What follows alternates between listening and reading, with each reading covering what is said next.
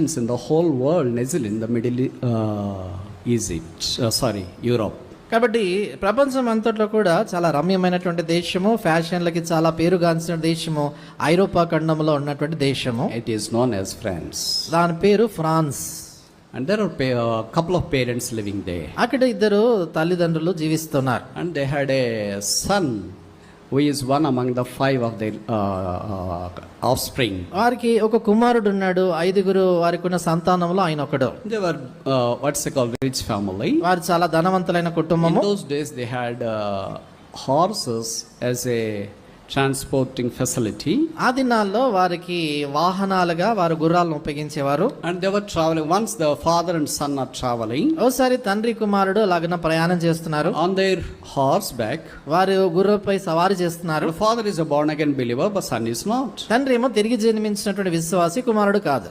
As they are moving on the road, అలాగన వారు రోడ్డుపై వెళ్తున్నప్పుడు they came across a bridge in the near canal. అక్కడ ఒక వంతెన లాంటి ఇది వచ్చింది. అక్కడ మధ్యలో నీళ్లు పారుతున్నాయి. Like your Musi. మీ మూసీ నది లాంటిది. Not now, but only in rainy season, flooding season.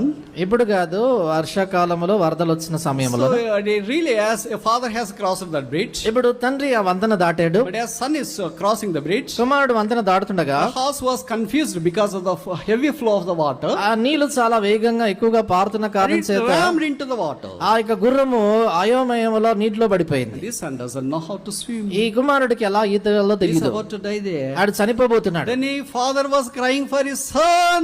Say, Jesus. అప్పుడు తండ్రి కేక వేసి అన్నాడు, కుమారుడా యేసు అను, help me. నాకు సాయం చేయి, I am going to die. నేను చనిపోతున్నా, Save me. నన్ను రక్షించు. He heard the voice of the father. తండ్రి యొక్క స్వరం విన్నాడు. The son's heart is broken. తండ్రి కుమారుడికి హృదయం బదులైంది. Finally said like this. చివరికి ఇలాగన్నాడు, Jesus help me.